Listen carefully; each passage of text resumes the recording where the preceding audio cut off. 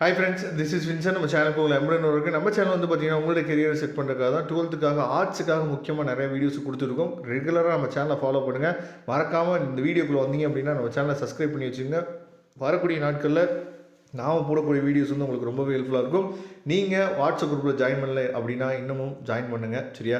கண்டிப்பாக இந்த வீடியோ வந்து உங்களுக்கு ரொம்பவே ஹெல்ப்ஃபுல்லாக இருக்கும். ஓகே ஃப்ரெண்ட்ஸ், அதாவது இன்றைக்கி நம்ம வந்து 12th காமர்ஸ், அதாவது ரீசனாக நடந்து முடிஞ்ச மார்ச் 2024 ஆன்சர் கீ டெமோ தான் நம்ம என்ன பார்க்க போகிறோம், சரியா? எதுக்காக இதை அப்லோட் பண்ணியிருக்கோம் அப்படின்னு சொல்லி பார்த்தீங்கன்னா, நமக்கு நாளையிலேருந்து எக்ஸாம் வந்து டைப் ஏ டைப் பி அப்படின்னு சொல்லி 2 டைப் ஆஃப் கொஸ்டின்ஸ் இருக்கும்.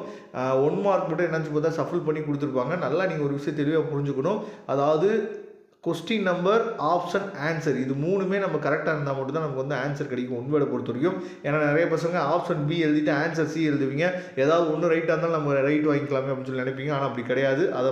அதாவது மூணுமே ரைட்டாக இருந்தால் மட்டும்தான் உங்களுக்கு வந்து 1 மார்க் கிடைக்கும். அதை தெளிவாக பாருங்கள். அதுக்கப்புறம் இந்த வீடியோ வந்து எதுக்காக நம்ம அப்லோட் பண்ணியிருக்கோம் அப்படின்னா, ஒரு கொஸ்டினுக்கு அவங்க என்ன ஆன்சருக்கு என்னன்னு சொல்லி பார்த்தீங்கன்னா எதிர்பார்க்குறாங்க. ஏன்னா நம்ம காமர்ஸ் எக்ஸாம் எழுதி முடிச்சு நான் நல்லா தான் எழுதினேன், ஆனால் எனக்கு மார்க்கே போட மாட்டாங்க. ஸ்டாஃப் வந்து நம்ம என்ன சொல்லி பார்த்தீங்கன்னா எத்தனையோ தடவை ஸ்டாஃபை வந்து நம்ம திட்டிருப்போம், சரியா? ஆனால் ஆன்சர் வந்து இதுதான் தேவைப்படுது அப்படிங்கிறது நமக்கு தெரியாமல் இருந்திருக்கும், சரியா?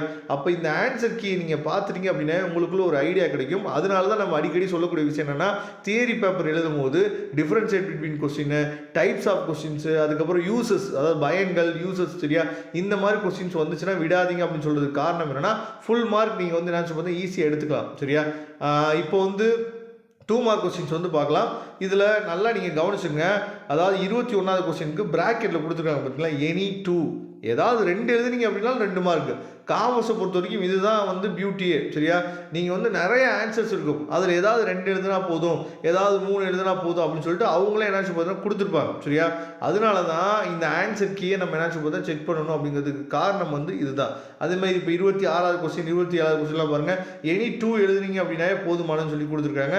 30வது கொஸ்டின் கம்பல்சரி வந்து பார்த்தீங்கன்னா ஸ்பெஷல் ரீசொல்யூஷன், அதுக்கப்புறம் ஆர்டினரி ரீசொல்யூஷன், சரியா? இதுதான் கம்பல்சரி கொஸ்டின். அதை தெளிவாக நீங்கள் பார்த்துங்க. உங்கள் கையில் மார்ச் 2024 கொஸ்டின் பேப்பர் இருந்துச்சு அப்படின்னா இந்த ஆன்சர் கீயும் கொஸ்டின் பேப்பரையும் கம்பேர் பண்ணி பாருங்கள். அது உங்களுக்கு ரொம்ப யூஸ்ஃபுல்லாக இருக்கும். அதே மாதிரி 32வது கொஸ்டின் வந்து பார்த்தீங்கன்னா, அதாவது மேனேஜ்மெண்ட்டோட டெஃபினிஷன் வந்து கேட்டிருக்காங்க. இதில் நீங்கள் என்ன பண்ணணும் அப்படின்னா, உங்களுக்கு எந்த டெஃபினிஷன் கேட்டாலும், சரியா? அதாவது நீங்கள் என்ன படிச்சிங்களோ அதை எழுதுனீங்க போதுமானது. இங்கேயே கொடுத்துருக்கீங்க எனி ஒன் டெஃபினிஷன். இந்த 2 டெஃபினிஷன் மட்டும் எழுதணும்னு அவசியம் கிடையாது. ஏதாவது ஒரு டெஃபினிஷன் நீங்கள் எழுதுனீங்க அப்படின்னா போதுமானது. அதே மாதிரி 33வது கொஸ்டினுக்கு வந்து எனி 3, ஏதாவது நீங்கள் 3 எழுதுனீங்க அப்படின்னா போதுமானதுன்னு சொல்லி கொடுத்துருக்காங்க. அதே மாதிரி 40வது கொஸ்டின் வந்து பாருங்கள், என்ன மாதிரியான கம்பல்சரி கொஸ்டின் வந்து கொடுத்துருக்காங்க பாருங்கள். Mark can be awarded if students right their own sentences with related the expected interview questions சொல்லி கொடுத்துருக்காங்கல்ல. இன்டர்வியூ கொஸ்டின்ஸ் வந்து எழுத சொல்லியிருக்காங்க.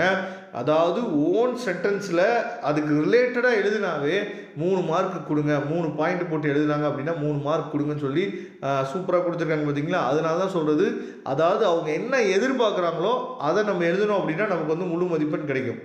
அதை விட்டுட்டு ஸ்டோரி எழுதுறேங்கிற பேரில் அந்த கொஸ்டினுக்கு ரிலேட்டடாக இல்லாமல் நம்ம எழுதணும் அப்படின்னா நமக்கு வந்து மார்க் கிடைக்கிறது ரொம்ப கடினம், சரியா? அதனால் ஸ்டோரி எழுதாதீங்க. அதுக்கு ரிலேட்டடாக இருக்கிறத வச்சு நீங்கள் எழுதுங்க அப்படின்னா உங்களுக்கு வந்து மார்க் கண்டிப்பாக கிடைக்கும். அதுக்கப்புறம் நல்லா கவனிங்க, 5 மார்க்கில், அதாவது 41வது ஏ கொஸ்டின் வந்து பாருங்களேன். 1 mark can be awarded if heading alone. நீங்கள் ஹெட்டிங் மட்டும் எழுதிட்டீங்க அப்படின்னா 1 மார்க் இருக்குது, சரியா? வெறும் ஹெட்டிங் மட்டும் நீங்கள் எழுதி வச்சிங்க அப்படின்னாவே 1 மார்க் இருக்குது. அதுக்கப்புறம் எக்ஸ்பிளனேஷனுக்கு வந்து பார்த்தீங்கன்னா 4 மார்க். இதை தான் சொல்கிறது, சரியா? கொஸ்டினே தெரியவே இல்லை அப்படின்னாலும் நீங்கள் என்ன பண்ணலாம், சும்மா சப்ஹெட்டிங்கோ இல்லை ஹெட்டிங்கை மட்டும் நீங்கள் எழுதி வச்சிங்க அப்படின்னாவே உங்களுக்கு வந்து இந்த மாதிரி 1 மார்க்கோ 2 மார்க்கோ நினச்சி பார்த்தா கிடைக்கும். எல்லாத்துலேயுமே கொடுத்துருக்காங்க பாருங்கள். 1 mark can be awarded if heading மட்டும் எழுதிங்க அப்படின்னாவே, சரியா? அதே மாதிரி எல்லா கொஸ்டினுமே இங்கே பாருங்கள், ரொம்ப சிம்பிளாக உங்களுக்கு என்ன பண்ணியிருக்காங்கன்னா பாயிண்ட் போட்டு தான் இங்கேயே கொடுத்துருக்காங்க, சரியா? அப்போ இந்த மாதிரி எம்ஓபி பற்றியெல்லாம் என்ன சொல்லுங்கள், இந்த மாதிரி நீங்கள் எழுதுனீங்க அப்படின்னா இது ஒரு ஒரு ஸ்க்ரீன்ஷாட் எடுத்து வச்சுருங்க. எம்ஓபி பற்றி நீங்கள் இந்த மாதிரி எழுதுனீங்க அப்படின்னா போதுமானது, சரியா? ரொம்ப 10 பாயிண்ட், இந்த 10 பாயிண்ட் படிக்கிறது ரொம்ப கஷ்டமான விஷயங்கள்லாம் கிடையாது. ஈஸியாக நீங்கள் என்ன பார்த்தீங்கன்னா மார்க் எடுத்துடலாம், சரியா?